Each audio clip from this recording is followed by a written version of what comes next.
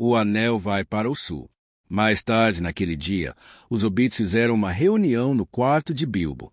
Merry e Pippin ficaram indignados ao saber que Sam tinha se esgueirado para dentro da sala do seu anseio sem ser visto e fora escolhido como acompanhante de Frodo.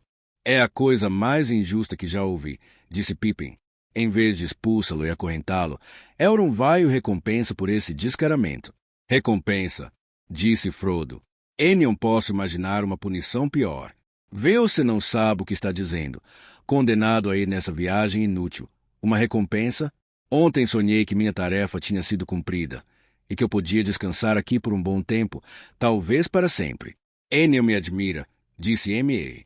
Gostaria que você pudesse. Emias, estamos com inveja de Sam, não de você. Se precisa ir, então será uma punição para qualquer um de nós ser deixado para trás, mesmo aqui em Valfenda. Viemos com você por uma longa estrada e passamos maus pedaços. Queremos prosseguir. É isso que eu quis dizer, disse Pippin. E aos hobbits devemos permanecer juntos. E vamos permanecer. Irei, a não ser que me acorrentem. Deve haver alguém inteligente no grupo. Então certamente você não será escolhido, Peregrin Took, disse Gandalf, que olhava através da janela próxima ao solo. Emias, todos vocês estão se preocupando sem necessidade. Nada está decidido ainda. Nada decidido, gritou Pippin. Então o que todos vocês estiveram fazendo? Ficaram trancados por horas. Se conversando, disse Bilbo. Houve muita conversa, e cada um descobriu um fato revelador. Até o velho Gandalf acha que a notícia de Legolas sobre Gollum pegou-o despreparado, embora ele tenha disfarçado bem. Você se enganou, disse Gandalf. Não estava prestando atenção. Eu já sabia do fato por meio de Gaihir. Se quiser saber, o único fato revelador, como você diz, deveu-se a você, Frodo, e eu fui o único que não se surpreendeu. Bem, de qualquer jeito, disse Bilbo, nada foi decidido a não ser a escolha dos pobres Frodo e Sam. Eu tinha receio todo o tempo de que isso pudesse acabar acontecendo, se eu ficasse livre. Emias, se quiserem saber, Elrond vai enviar um bom número de pessoas quando os relatórios chegarem. Eles já partiram, Gandalf. Sim, disse o mago. Alguns patrulheiros já foram enviados. Outros partirão amanhã. Elrond está enviando elfos, que vão entrar em contato com os guardiões e talvez com o povo de Tranduil na Floresta das Trevas. E Aragorn partiu com os filhos de Elrond. Devemos fazer uma varredura por todas as terras da região, num raio de várias e várias milhas, antes de qualquer outra coisa. Então alegre-se, Frodo. Provavelmente, sua estada aqui será longa. Ah, disse Sam, melancólico. Vamos só esperar que o inverno chegue. Isso não se pode evitar, disse Bilbo. Em parte a culpa foi sua, Frodo, meu rapaz, insistir em esperar pelo meu aniversário. Um jeito curioso de homenagear a data, não posso deixar de pensar. É um jeito que eu teria escolhido para permitir que os SBS tomassem conta de Bolsão. Emias é isso. Agora você não pode esperar até a primavera, e não pode partir até que as notícias cheguem. Assim que o inverno chega é a rocha, e à noite o gelo quebra a rocha. É negro o lago e nua a floresta, no ermo então vagar não presta. Mas receio que esse seja exatamente o seu destino. Acho que será, disse Gandalf. Não podemos partir até sabermos o que aconteceu com os cavaleiros. Pensei que tivessem todos sido destruídos na enchente, disse Merry. Não se pode destruir os espectros do anel tão facilmente, disse Gandalf. Eles carregam o poder daquele a quem servem, e sua queda ou resistência depende dele. Esperamos que tenham todos ficado sem cavalos e sem máscaras, e dessa forma tenham se tornado menos perigosos por um tempo, mas precisamos ter certeza. Enquanto isso, você deve tentar esquecer os problemas, Frodo. Não sei se posso fazer alguma coisa para ajudá-lo, mas vou dizer isto aos seus ouvidos. Alguém disse que o grupo precisará de inteligência. Essa pessoa estava certa. Acho que vou com você. A alegria de Frodo ao ouvir isso foi tão grande que Gandalf deixou o batente da janela, onde estava sentado, tirou o chapéu e fez uma reverência. Eu só disse que acho que irei. Não conte com nada ainda. Sobre isso, Elrond terá muito a dizer, e também seu amigo, o Passo Largo, o que me faz lembrar que quero ver Elrond. Preciso sair. Quanto tempo você acha que ficarei aqui? Perguntou Frodo a Bilbo depois que Gandalf saiu. Ah, eu não sei. Não consigo contar os dias em Valfenda, disse Bilbo. As acho que um bom tempo. Podemos conversar bastante. Que tal me ajudar com meu livro e começar o próximo?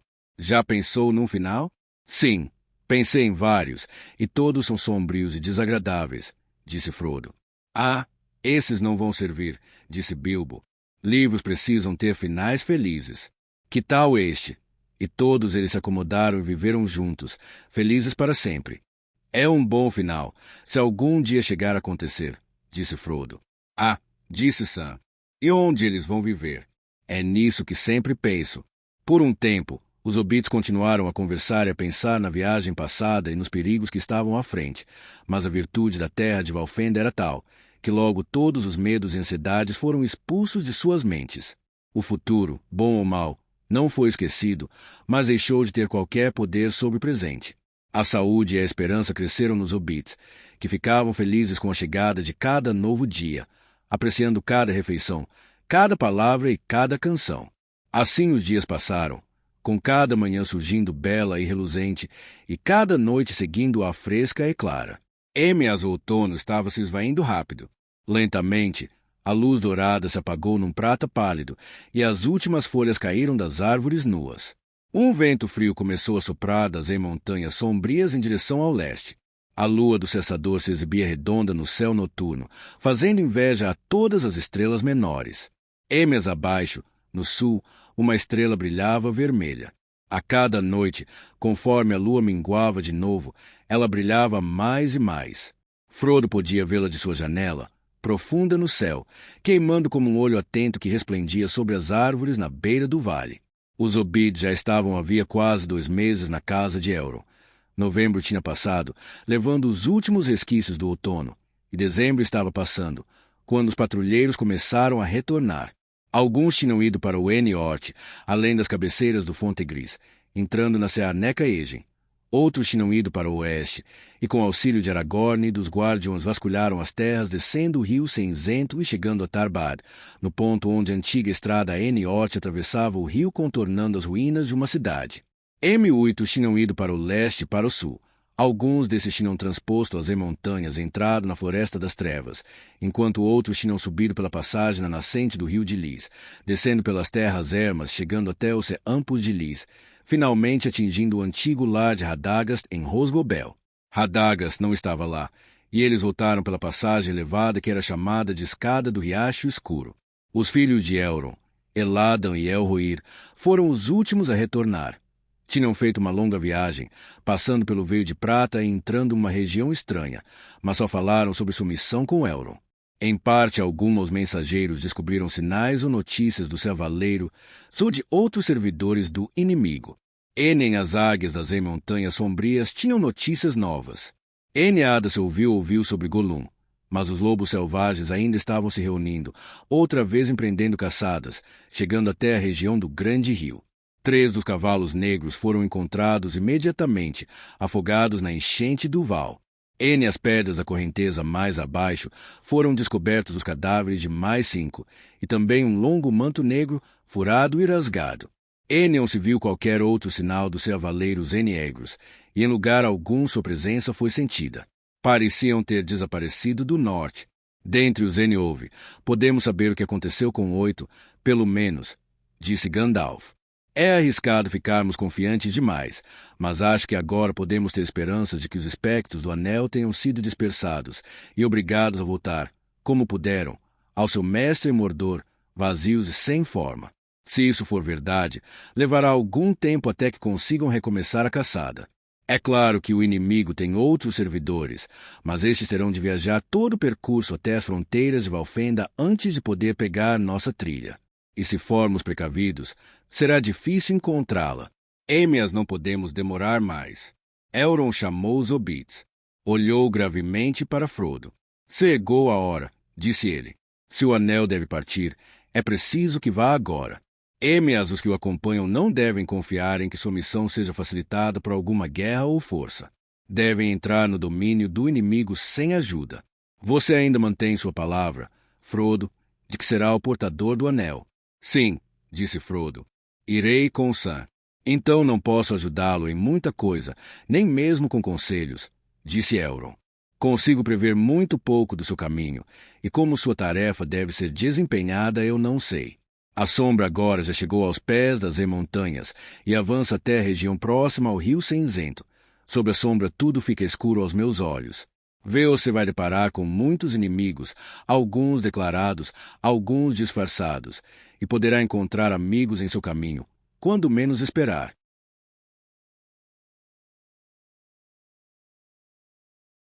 Enviarei mensagens, quantas puder, para todos os que conheço pelo mundo afora, mas as terras hoje em dia se tornaram tão perigosas que algumas podem muito bem se extraviar ou chegar depois de você.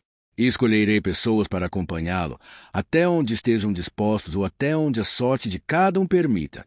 O número deve ser pequeno, já que sua esperança repousa na velocidade e no segredo. É mesmo que eu tivesse uma horda de elfos providos com armaduras, como nos dias antigos, isso de pouco valeria, a não ser para acordar o poder de Mordor. A sua omitiva do anel deverá ser composta de Eniove, e os Eniove andantes devem ser colocados contra os Eniove cevaleiros, que são maus. Seon você, seu fiel servidor, Gandalf deve partir, pois esta será sua maior tarefa e talvez o fim de seus trabalhos. Quanto aos restantes, devem representar os povos livres do Emelunguindo, elfos, anões e homens. Legolas irá representando os elfos, e Gimli, filho de Glói, representará os anões. Estão dispostos a ir no mínimo até as passagens das montanhas, e talvez mais além. Representando os homens, você terá Aragorn, filho de Arator, pois o anel de Isildur é de grande interesse para ele. Passo largo? Disse Frodo. Sim, disse ele com um sorriso. Peço novamente permissão para ser seu companheiro, Frodo. Eu teria implorado que viesse comigo, disse Frodo, mas pensei que você iria para Minas Tirith com Boromir. E irei, disse Aragorn. E a espada que foi quebrada deverá ser reforjada antes que eu parta para a guerra. A sua estrada e a nossa serão a mesma por muitas centenas de milhas. Portanto, Boromir também estará na comitiva. É um homem valoroso. Restam mais 2, disse Elrond. E nesses ainda vou pensar. Em minha própria casa poderei encontrar alguém que me agrade. Mas assim não restará lugar para nós. Gritou Pippin desanimado. Não queremos ficar para trás. Queremos ir com Frodo. E susto porque vocês não entendem e não imaginam o que os espera pela frente, disse Elrond. Nem Frodo, disse Gandalf, inesperadamente apoiando Pippin. Nem qualquer um de nós pode enxergar claramente. É verdade que se esses hobbits entendessem o perigo, não ousariam ir. Mas ainda assim desejariam ir, ou desejariam ousar, ficando envergonhados e infelizes. Eu acho, Elrond, que nessa questão seria bom confiar mais na grande amizade deles do que na grande sabedoria. E mesmo que escolha para nós um senhor élfico, como Glorfindel, ele não poderia abalar a torre escura, nem abrir a estrada que conduz ao fogo, por meio dos poderes que tem. Você fala sério, disse Elrond, mas estou em dúvida. O seu ondado, pelo que pressinto, não está livre de perigo e pensei em mandar estes 2 de volta como mensageiros, para fazer o que pudessem, de acordo com as maneiras de sua terra, para advertir as pessoas sobre o perigo que correm. De qualquer modo, julgo que o mais jovem dos 2, Peregrin Took, deve permanecer. Meu coração é contra sua partida. Então, mestre Elrond, o senhor terá de me acorrentar numa prisão, ou me mandar para casa amarrado num saco, disse Pippin. Pois, de outro modo, seguirei a comitiva. Então, que seja assim. Você irá, disse Elrond e suspirou. Agora a conta dos Eniove está completa. Em 7 dias, a sua omitiva deve partir. A espada de Elendil foi reforjada por ferreiros élficos, e na lâmina foi inscrito o desenho de 7 estrelas, colocadas entre a lua crescente e o sol raiado. Em volta delas foram escritas várias runas, pois Aragorn, filho de Arator, ia guerrear nas fronteiras de Mordor. Muito brilhante ficou aquela espada depois de restaurada. Nela a luz do sol reluzia vermelha, e a luz da lua brilhava fria, e seu gume era resistente e afiado.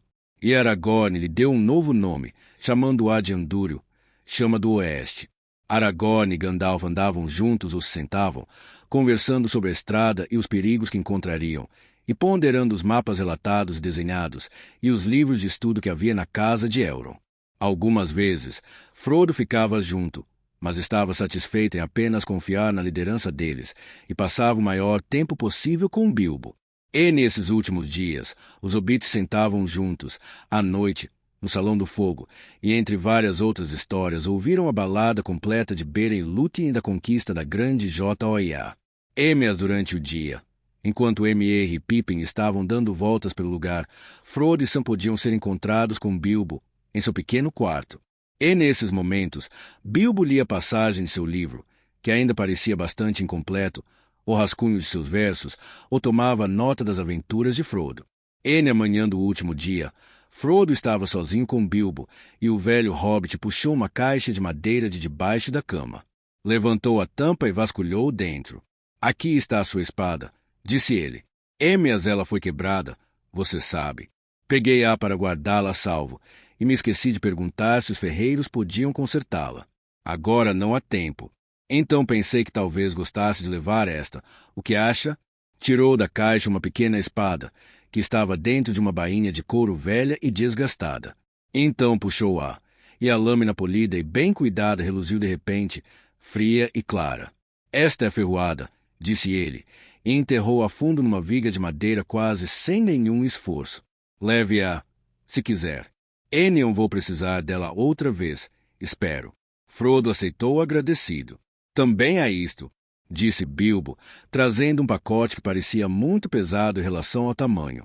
Desenrolou várias camadas de tecido velho e ergueu uma pequena camisa de malha metálica, tecida com muitos anéis bem próximos uns dos outros, quase tão flexível como o linho, fria como o gelo e mais resistente que o aço. Brilhava como a prata iluminada pela lua e estava adornada com pedras brancas. Sobre ela havia um cinto de pérolas e cristal. É bonita, não é? Disse Bilbo, erguendo-a contra a luz. Corda, murmurou ele. Enion está levando corda. E ontem à noite você disse a si mesmo, Sam, que tal um pedaço de corda? Vê o você vai precisar, se não levar nenhum consigo. Bem, vou precisar. Posso conseguir um pedaço agora. E nesse momento, Elrond saiu com Gandalf e chamou a seu omitivo até ele. Esta é minha última palavra, disse ele em voz baixa. O portador do anel está partindo na demanda da Montanha da Perdição.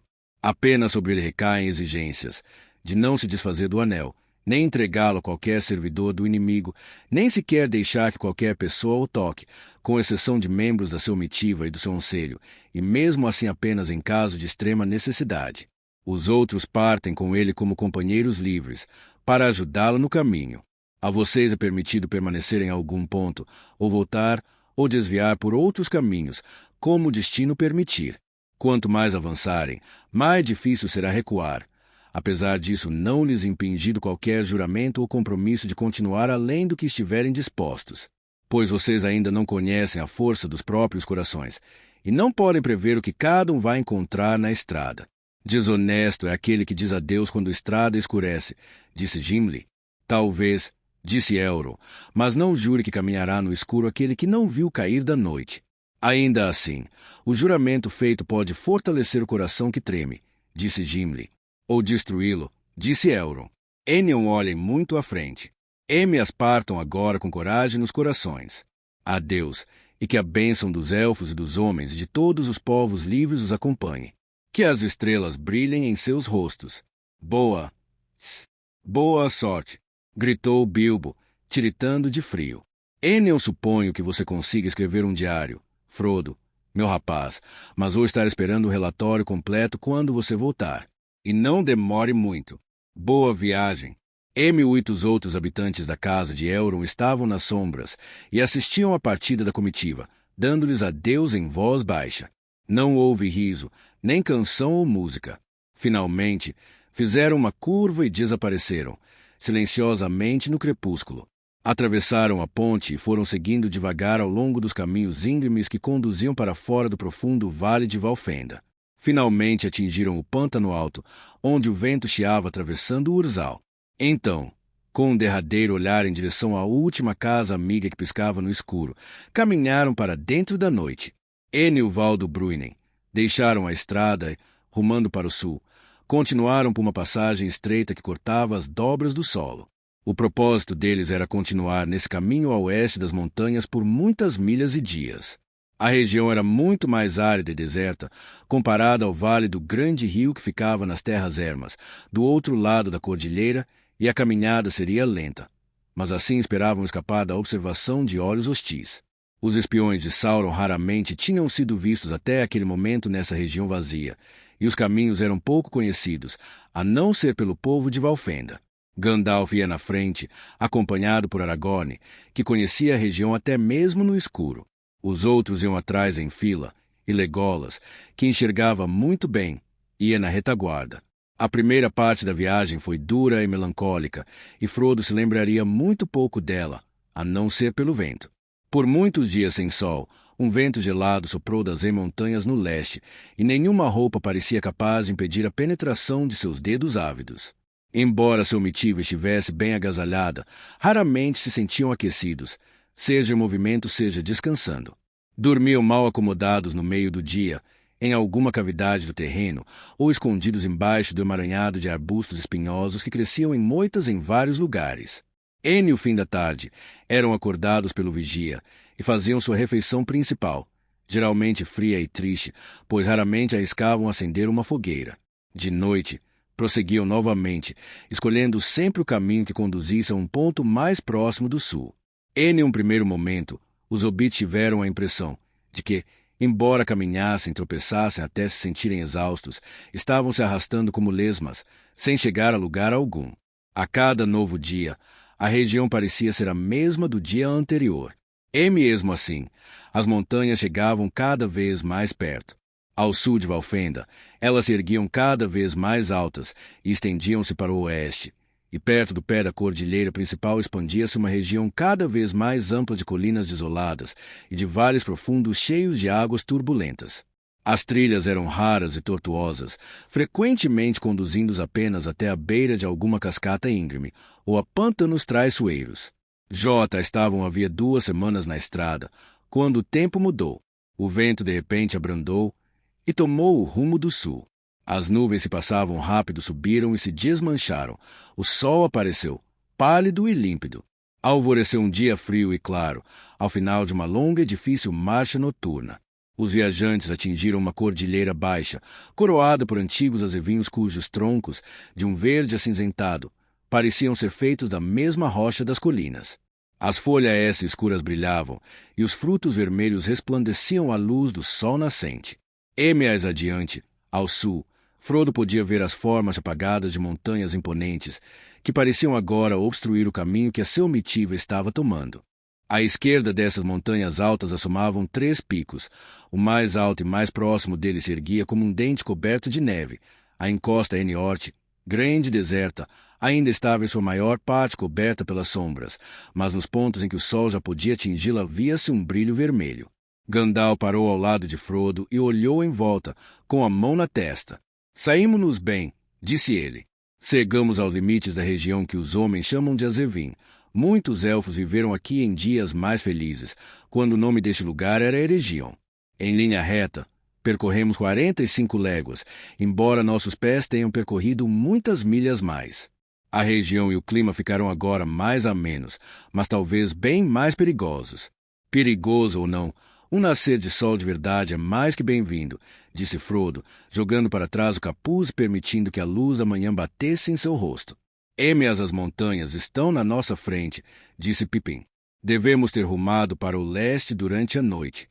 Enion, disse Gandalf, as você enxerga mais longe na luz do dia. Depois desses picos, a cordilheira faz uma curva em direção ao sudoeste. Há muitos mapas na casa de Elrond, mas acho que você nunca se deu ao trabalho de dar uma olhada neles. Fiz isso algumas vezes, disse Pippin. Mas não me lembro de quase nada. Frodo tem uma cabeça melhor para esse tipo de coisa. Não preciso de mapas, disse Gimli, que tinha alcançado Legolas e estava olhando ao redor com um brilho estranho nos olhos profundos. Ali está a região em que nossos pais trabalharam antigamente, e nós gravamos a figura dessas montanhas em muitos trabalhos de metal e pedra, e em muitas canções e histórias. As 3 montanhas se erguem altaneiras em nossos sonhos, Barais, Zirac, Shatur. Vê-as apenas uma vez, de longe, quando estava acordado, mas conheço as montanhas e seus nomes, pois sob elas está Casadum, a mina dos anões, que agora é chamada de Abismo Eniegro, Uriá na língua dos elfos. Mais além fica Baraziribar, o Ceife Vermelho, o cruel Searadras, e além dele ficam o Pico de Prata e o Seabessa de Eniuven, Celebdil, o Branco, e Fanuidol, o Cinzento, que nós chamamos de Ziraxigil e Bundo Chatur. Ali as montanhas sombrias se dividem, e entre seus braços fica o vale sombrio profundo que não conseguimos esquecer, Azanuibizar, o vale do Riacho Escuro, que os elfos chamam de Nanduirion. É para o vale do Riacho Escuro que estamos indo, disse Gandalf. Se subirmos pela passagem que chamamos de Passo do Ceife Vermelho, sob a encosta mais distante de Caradras, desceremos através da escada do Riacho Escuro, chegando ao Vale dos Anões. Ali fica o Lago Espelho, e naquele ponto o veio de prata jorra em suas nascentes congeladas. Escuras são as águas de Caeledzaron, disse Gimli, e frias são as nascentes de Caebil Nala. E meu coração estremece quando penso que posso vê-los em breve. Que você se alegre com a vista, meu bom anão, disse Gandalf. Mas não importa o que você faça, de modo algum podemos permanecer naquele vale. Precisamos descer o veio de prata e penetrar nas florestas secretas, seguindo então para o grande rio, e depois. Ele parou. Sim, e depois? Perguntou Merry. Para o fim da viagem. Finalmente, disse Gandalf, não podemos contemplar um futuro muito distante. Vamos nos contentar em pensar que o primeiro estágio foi concluído com segurança. Acho que vamos descansar aqui, não só durante o dia, mas também de noite. Existe um ar benfazejo em Azevin. Muita maldade precisa ocorrer numa região antes que ela se esqueça dos elfos, se alguma vez foi habitada por eles. Isso é verdade, disse Legolas. Mas os elfos dessa região eram de uma raça estranha a nós, o povo da floresta, e as árvores e o capim não se recordam deles agora. Só escuto as pedras lamentando por eles. Escavaramos as profundezas, moldaram-nos em formas belas, construíram-nos em edifícios altos, mas se foram. Eles se foram. Partiram em busca dos portos há muito tempo. Aquela manhã, acenderam uma fogueira num fosso profundo, encoberto por grandes ramos de azevinheiros, e a ceia matinal que fizeram foi mais animada do que qualquer refeição desde que tinham partido. E não tinham a intenção de continuar antes da noite do dia seguinte. Apenas Aragorn estava inquieto e não dizia nada. Depois de uns momentos, abandonou a sua mitiva e caminhou até a crista. Ali parou à sombra de uma árvore, olhando para o sul e para o oeste, a cabeça numa postura de quem tentava escutar algo. Depois voltou até a beirada do fosso e olhou para baixo em direção aos outros, que estavam rindo e conversando. — Qual é o problema? Passo largo? Perguntou M.R. — O que está procurando? Está sentindo falta do vento leste? — É verdade, não, respondeu ele. Sinto falta de alguma coisa. Estive em Azevin muitas vezes. Nenhum povo habita esta região atualmente, mas sempre houve muitas outras criaturas, especialmente pássaros. No entanto, tudo está em silêncio agora, com exceção de vocês. Posso sentir. Não se escuta nenhum som por milhas à nossa volta, e as suas vozes parecem fazer o chão ecoar. Não entendo. Gandalf olhou para cima, num súbito interesse. Mas qual você acha que é o motivo? Perguntou ele. Existe alguma coisa além da surpresa de ver 4 hobbits, para não mencionar o resto de nós, onde pessoas são tão raramente vistas ou ouvidas? Espero que seja só isso, respondeu Aragorn. Mas sinto como se estivéssemos sendo vigiados, e tenho uma sensação de medo que nunca senti aqui antes. Então devemos ter cuidado, disse Gandalf. Se você traz um guardião numa viagem, é melhor prestar atenção ao que ele diz, especialmente se esse guardião é Aragorn. Devemos parar de conversar em voz alta, descansar em silêncio e montar guarda. Naquele dia, só foi encarregado do primeiro turno da guarda, mas Aragorn o acompanhou. Os outros adormeceram. Então o silêncio aumentou, a ponto de o próprio se senti-lo. A respiração dos que dormiam podia ser claramente ouvida. A cauda do pônei se agitando e seus pés se movimentando ocasionalmente produziam altos ruídos. Sam podia escutar as próprias juntas rangendo quando se mexia. Um silêncio mortal o envolvia, e sobre tudo estava um céu limpo e azul, à medida que o sol subia do leste. Ao sul, na distância, uma mancha escura apareceu, e cresceu, dirigindo-se para o norte como fumaça levada pelo vento. O que é aquilo? Passo largo?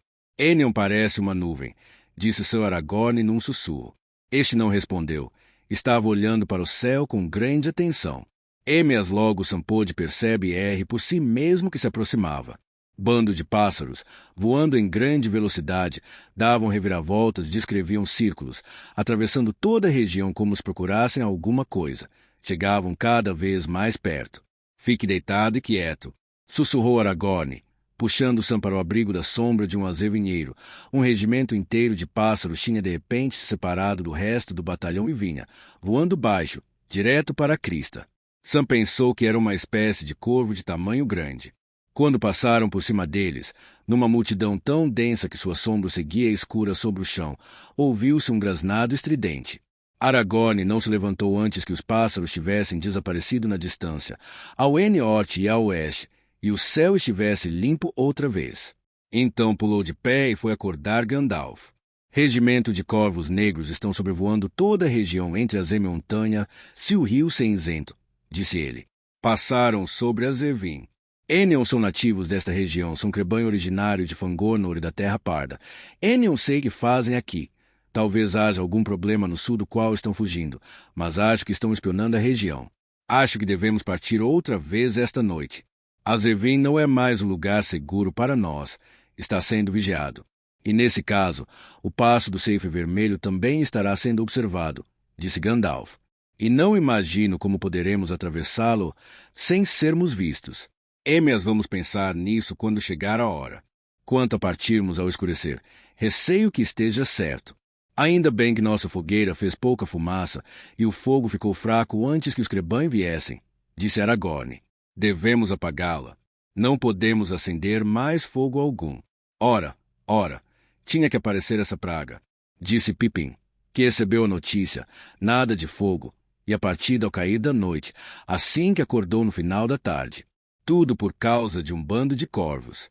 Eu estava ansioso por uma refeição noturna de verdade, algo quente. Bem, pode continuar ansioso, disse Gandalf. Pode haver muitos banquetes inesperados à sua frente. Quanto a mim, queria um cachimbo para fumar tranquilo e aquecer os pés. Emias, de qualquer forma, podemos ter certeza de uma coisa. O clima vai ficar mais quente conforme nos aproximarmos do sul. Quente demais, imagino, murmurou Sam para Frodo. Emias, estou começando a achar que já era hora de vermos aquela montanha de fogo e o fim da estrada, por assim dizer. Primeiro pensei que esse Ceife Vermelho aqui, ou qualquer que seja seu nome, poderia ser a montanha de fogo. Sei o que fazem aqui.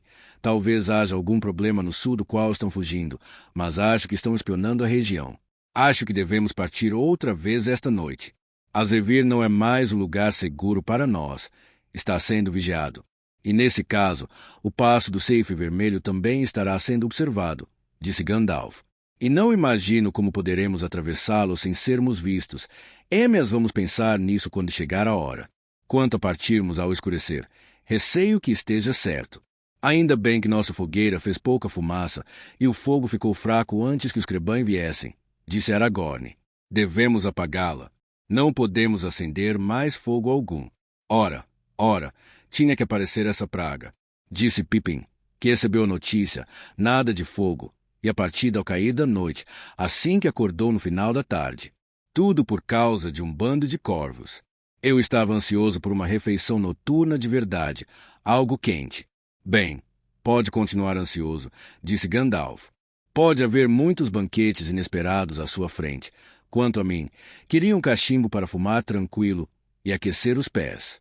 Emias, de qualquer forma, podemos ter certeza de uma coisa.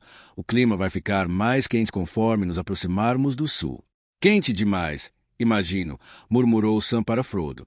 Emias, estou começando a achar que já era hora de vermos aquela montanha de fogo e o fim da estrada, por assim dizer. Primeiro pensei que esse Ceife Vermelho aqui, ou qualquer que seja seu nome, poderia ser a montanha de fogo, até que Gimli fez aquele discurso.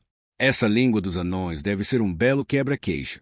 Os mapas não significavam nada para a mente de Sam, e todas as distâncias naquelas terras estranhas pareciam tão vastas que ele não tinha a menor noção do que dizia. Durante todo o dia, a sua omitiva permaneceu escondida.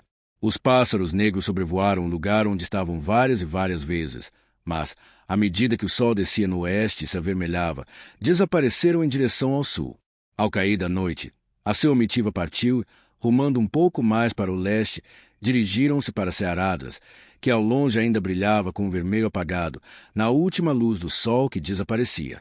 Uma a uma, estrelas brancas irrompiam no céu que se apagava. Guiados por Aragorn, descobriram uma boa trilha. Frodo teve a impressão de que era o que restava de uma estrada antiga, que havia sido larga e bem planejada, conduzindo de Azevém até a passagem da montanha. A lua, agora cheia, subiu sobre as montanhas, lançando uma luz pálida, sob a qual as sombras das rochas ficaram negras. Muitas delas pareciam ter sido construídas à mão, embora agora estivessem decadentes e arruinadas, numa região desolada. Era aquela hora fria que antecede os primeiros sinais da aurora e a lua estava baixa. Frodo olhou para o céu. De repente, viu ou sentiu uma sombra passando sobre as estrelas altas, como se por um instante elas se apagassem e depois brilhassem de novo. Um tremor percorreu-lhe o corpo.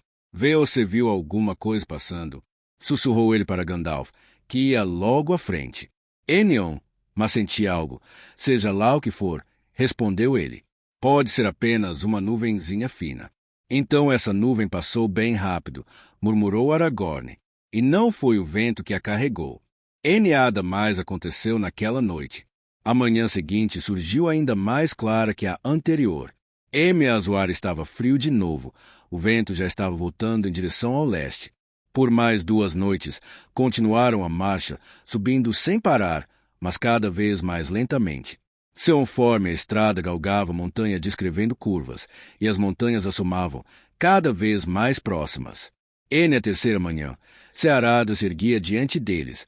Um pico enorme, coberto de neve branca como a prata, mas com encostas nuas e íngremes, de um vermelho apagado, como se estivessem manchadas de sangue. O céu tinha uma aparência sombria, e o sol estava pálido. O vento tinha mudado de rumo, soprando agora do nordeste. Gandalf sentiu o ar e olhou para trás. O inverno avança às nossas costas, disse ele em voz baixa para Aragorn. As montanhas no norte estão mais brancas que antes. A neve já desce pelas suas encostas. Esta noite devemos nos dirigir para cima, para o passo do Ceifre Vermelho. É possível que sejamos vistos por vigias naquela passagem estreita, e algum perigo pode estar nos esperando. Mas o clima pode acabar sendo um inimigo mais fatal que qualquer outro. Que caminho acha que devemos tomar agora, Aragorn? Frodo ouviu essas palavras e percebeu que Gandalf e Aragorn estavam continuando alguma discussão que havia começado muito antes. Continuou escutando, ansiosamente. Não posso ver nada de bom em nosso caminho, Gandalf, do início ao fim. Como você bem sabe, respondeu Aragorn. E os perigos, conhecidos e desconhecidos, vão aumentar conforme prosseguirmos. As precisamos continuar, e não será bom adiar a passagem pelas montanhas. Ás para o sul, não há passagens, até chegar ao desfiladeiro de Rohan. Enion confio naquele caminho, desde que você trouxe a notícia sobre Saruman. Quem pode dizer agora a que lado os oficiais dos senhores dos cavalos estão servindo? É verdade, ninguém pode saber, disse Gandalf. Mas há outro caminho, que não é pela passagem de Cearadras, o caminho escuro e secreto, do qual já falamos. Mas não vamos falar nele outra vez. Enion por enquanto. Enion diga nada aos outros. Eu lhe peço, não até que fique claro que não há outra saída. Precisamos decidir antes de continuar, respondeu Gandalf. Então vamos ponderar o assunto em nossas mentes, enquanto os outros descansam e dormem, disse Aragorn. No fim da tarde, enquanto os outros terminavam seu desjejum, Gandalf e Aragorn foram juntos para um lado e ficaram olhando para Cearadras. As encostas estavam escuras e sombrias, e o pico se escondia em meio a nuvens cinzentas. Frodo os observava, tentando adivinhar para qual lado a discussão penderia. Quando voltaram, Gandalf falou, e assim Frodo soube que a decisão fora enfrentar o clima e a passagem alta. Ficou aliviado. Enion podia adivinhar qual era o outro caminho secreto e escuro, mas a simples menção dele parecerá causar grande consternação a Aragorn, e Frodo ficou feliz que tal caminho tivesse sido abandonado.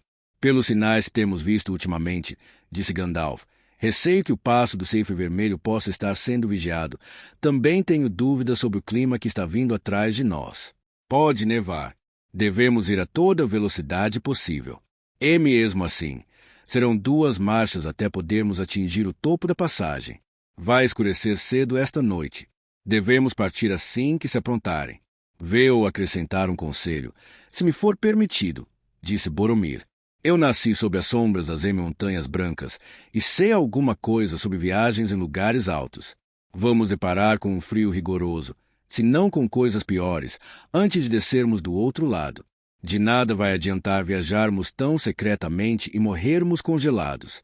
Quando deixarmos este lugar, onde ainda existem algumas árvores e arbustos, cada um de nós deve levar um feixe de lenha, o maior que puder carregar. E Bill poderia levar mais um pouco. Não poderia. Rapaz? Disse Sir. O pônei lançou-lhe um olhar pesaroso. Muito bem, disse Gandalf. Mas não devemos usar a lenha, a não ser que tenhamos de escolher entre o fogo e a morte. A seu mitiva partiu de novo, em boa velocidade no início, mas logo o caminho ficou íngreme e difícil. Em alguns pontos, a estrada tortuosa e inclinada tinha quase desaparecido e estava bloqueada por muitas pedras caídas. A noite ficou totalmente escura sob grandes nuvens. Um vento forte fazia rodamuinhos por entre as rochas. Por volta de meia-noite, eles tinham alcançado a parte mais baixa das grandes montanhas. A trilha estreita agora se torcia sob uma parede inclinada de encostas à esquerda, sobre as quais os flancos austeros de Cearada se erguiam, invisíveis na escuridão. À direita ficava um abismo de escuridão, no qual a própria terra caia para dentro de um precipício fundo. Com muito esforço, subiram a encosta angulosa e pararam por uns minutos no topo. Frodo sentiu um toque suave em seu rosto. Estendeu a mão e viu os flocos de neve, de um branco apagado, caindo-lhe sobre a manga da roupa. Se continuaram. Mas logo a neve começou a cair mais densa, enchendo todo o ar, rodando perante os olhos de Frodo. As figuras escuras curvadas de Gandalf e Aragorn, apenas 1 ou 2 passos à frente, mal podiam ser vistas. Não gosto disso nem um pouco, disse sofegante, logo atrás dele. Tudo bem termos neve numa manhã agradável, mas gosto de ficar na cama enquanto ela está caindo. Gostaria que esta aqui fosse para a Vila dos Agal Beats. As pessoas poderiam gostar de neve lá. A não ser nos pântanos altos da Quarta Eniorte, era raro cair uma grande quantidade de neve no seu andado, e quando isso acontecia o fato era considerado agradável, e era uma oportunidade de diversão.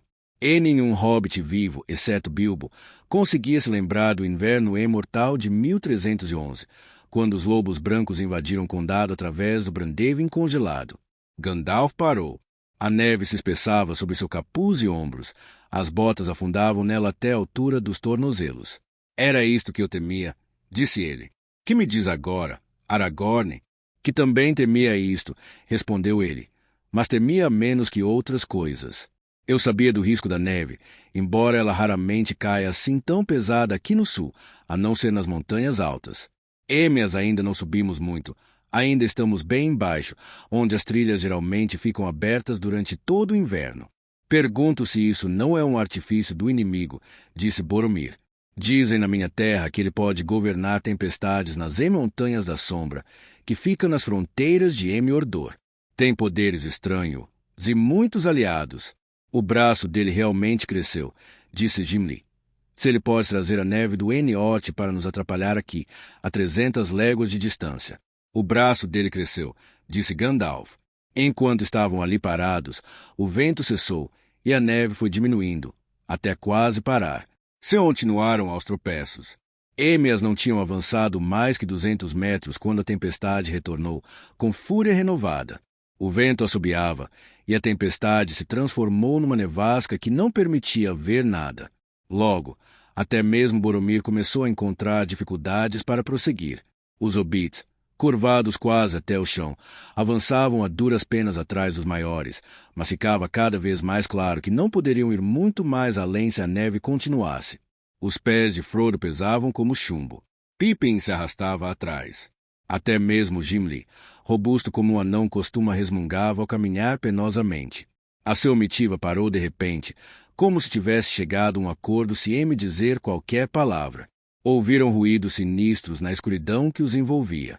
Podia ter sido apenas um truque do vento nas rachaduras e fendas da parede rochosa, mas o som era semelhante ao de gritos agudos e gargalhadas alucinadas. Pedras começaram a cair da encosta da montanha, zunindo sobre suas cabeças ou batendo contra a trilha ao lado deles.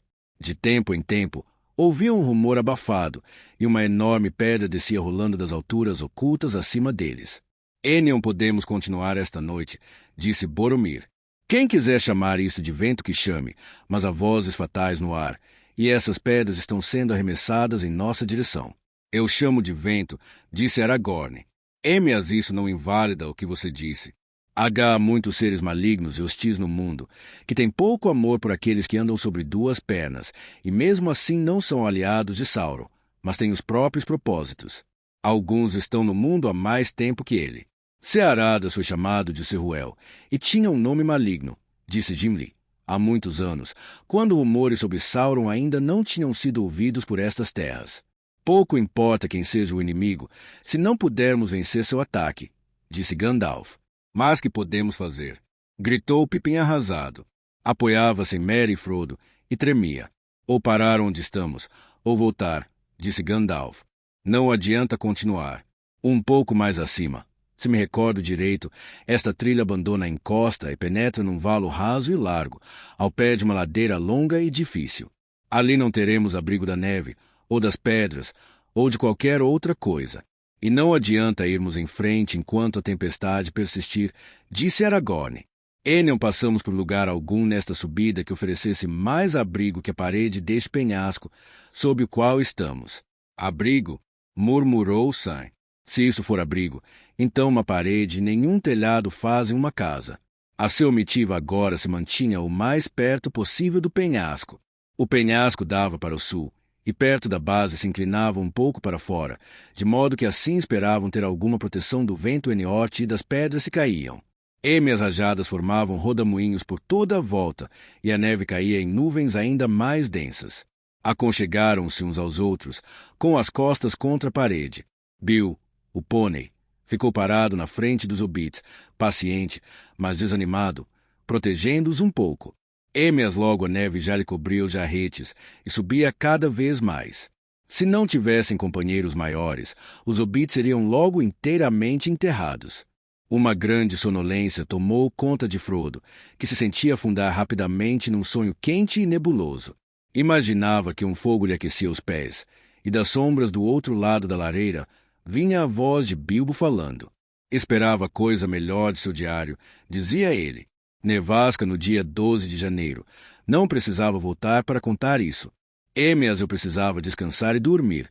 Bilbo, respondeu Frodo com esforço, quando sentiu que alguém o sacudia e acordando a contragosto. Boromir o havia desenterrado de um monte de neve.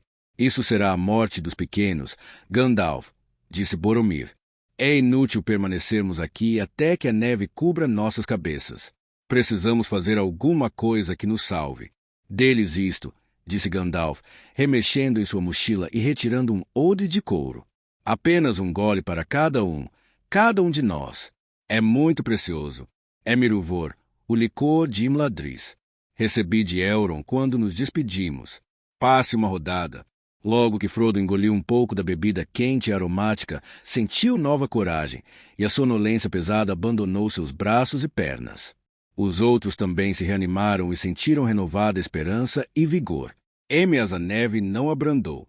Ceaía ao redor, mais espessa que nunca, e o vento soprava mais forte. Que me diz de fogo? Perguntou Boromir de súbito. A escolha agora parece ser entre o fogo e a morte. Gandalf, sem dúvida, estaremos escondidos de todos os olhos hostis quando a neve nos cobrir, mas isso não nos ajudará em nada. Vê se pode fazer uma fogueira, se conseguir, respondeu Gandalf. Se houver espiões que aguentem esta tempestade, então eles poderão nos ver, com ou sem fogo. Mas, embora tivessem trazido lenha e gravetos a conselho de Boromir, estava além das habilidades dos elfos e até mesmo dos anões, acender uma chama que pudesse vingar em meio àquele turbilhão de vento e que pudesse acender o combustível molhado. Finalmente, com relutância, o próprio Gandalf deu uma ajuda. Pegando um feixe de lenha, segurou-o no alto por um momento, e então, com o comando na Ura Edraith e Ninien, Empurrou a ponta do cajado no meio da lenha. Imediatamente, grandes chamas verdes e azuis precipitaram numa fogueira, e a lenha flamejou e estalou. Se houver alguém para ver, então pelo menos eu me revelei a eles, disse ele. Escrevi Gandalf está aqui em sinais e podem ser lidos desde Valfenda até a foz do Anduin. Émias, a seu mitiva, não se preocupava mais com espiões ou olhos hostis. Seus corações estavam deliciados em ver a luz do fogo. A lenha queimava alegremente, e embora por toda a volta a neve chiasse e poças de gelo derretido se formassem sob seus pés, eles conseguiam aquecer as mãos na chama com prazer.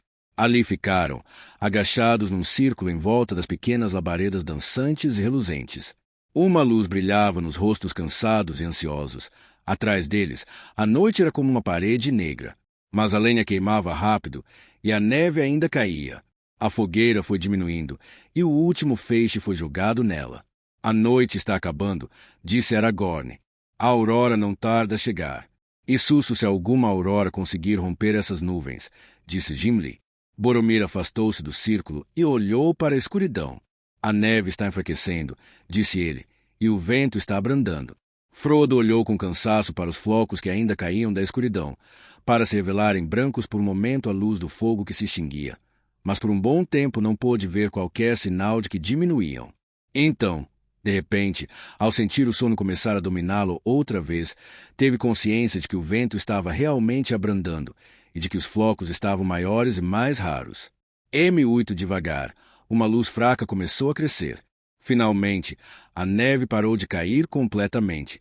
À medida que ficava mais forte, a luz revelava um mundo silencioso e encoberto. Abaixo do refúgio onde estavam, havia cúpulas e montes brancos e profundezas informes abaixo dos quais a trilha que tinham pisado estava totalmente perdida, mas os picos acima deles estavam ocultos em grandes nuvens, ainda pesadas com ameaça de neve. Gimli olhou para cima e balançou a cabeça.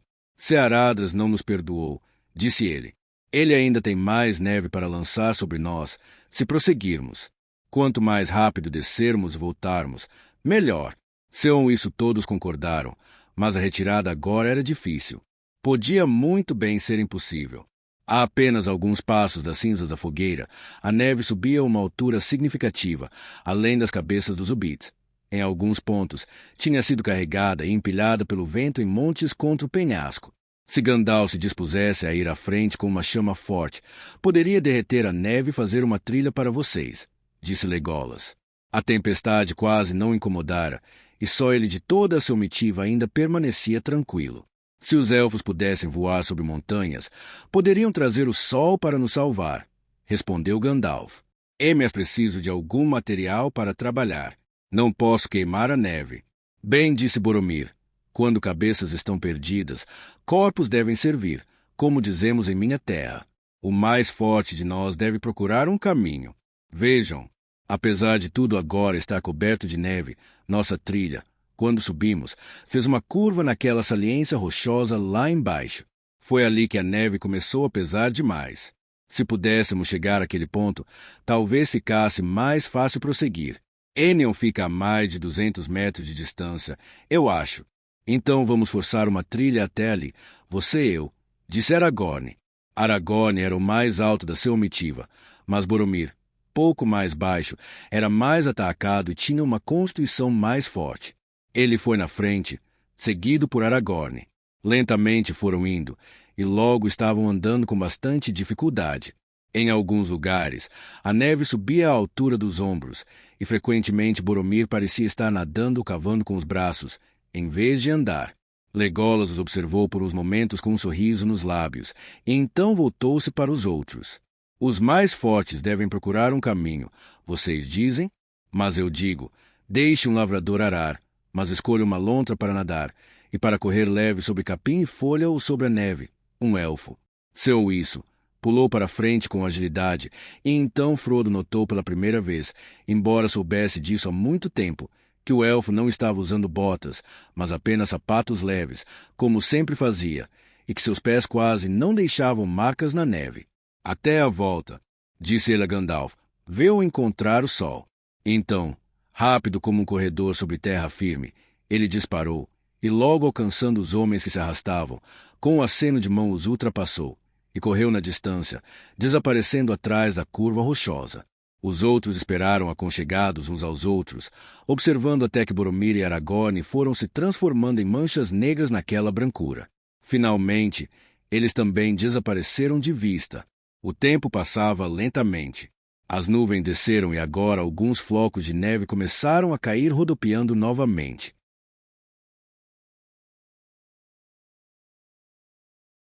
Uma hora, talvez, tenha se passado, embora parecesse muito mais, e então finalmente viram Legolas voltando.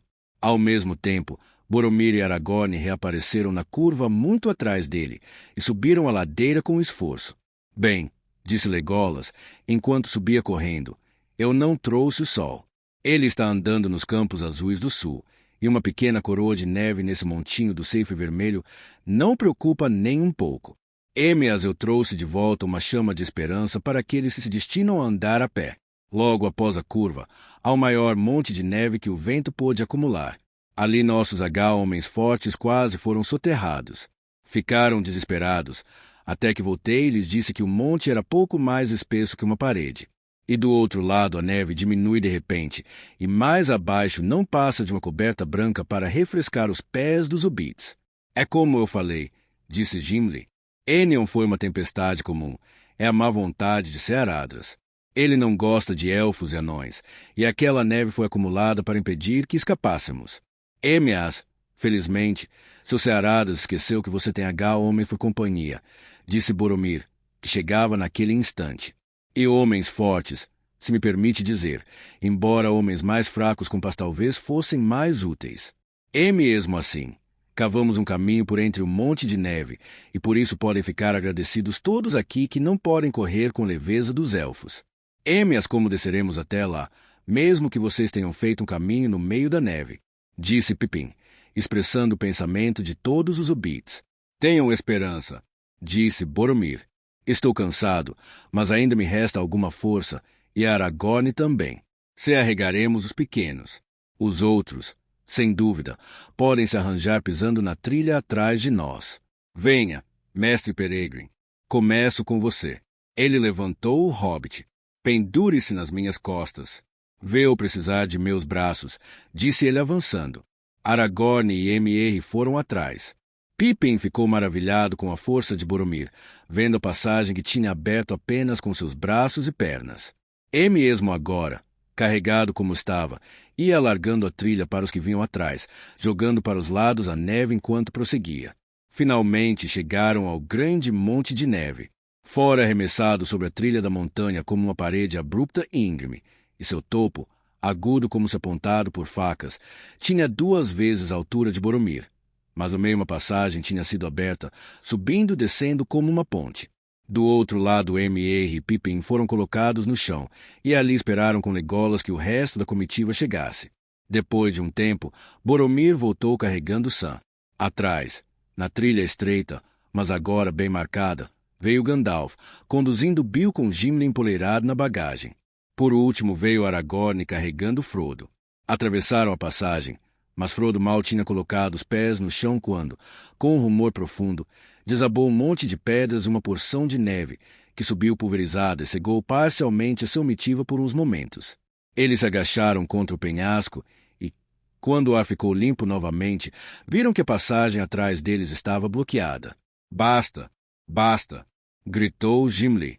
Estamos indo embora o mais rápido possível. E, de fato, com aquele último golpe, a malícia da montanha pareceu se esgotar, como se Cearadras estivesse satisfeito com a derrota dos invasores, sem saber que não iriam retornar. A ameaça da neve sumiu no céu. As nuvens começaram a se abrir e a luz ficou mais intensa. Seu Legolas tinha dito, eles viram que a neve ficava cada vez mais baixa conforme desciam, de modo que até os hobbits podiam caminhar novamente. Logo todos eles pisavam mais uma vez na saliência rochosa plana que ficava no alto da ladeira íngreme, onde tinham sentido os primeiros flocos de neve na noite anterior. A manhã agora já avançava. Daquele lugar alto, olharam para trás em direção ao oeste, por sobre as regiões mais baixas. N a distância, no trecho de terra que ficava no pé da montanha, estava o valezinho do qual tinham saído para subir pela trilha. As pernas de Frodo doíam. Estava congelado até os ossos, faminto. Sua cabeça rodava ao pensar na marcha longa e dolorosa colina abaixo. Manchas negras flutuavam diante de seus olhos. Esfregou-os, mas as manchas negras persistiam. A distância abaixo dele, mas ainda bem acima das bases das colinas mais baixas, pontos pretos faziam círculos no ar. Os pássaros, outra vez, disse Aragorn, apontando para baixo.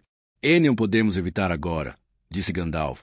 Quer sejam bons ou maus, ou quer não tenham nada a ver conosco, devemos descer imediatamente. E nem mesmo nas partes mais baixas de Searadras devemos esperar outra noite cair. Um vento frio soprava atrás deles, enquanto davam as costas para o passo do Chifre Vermelho e iam aos tropeços ladeira abaixo. Caradhras os derrotara.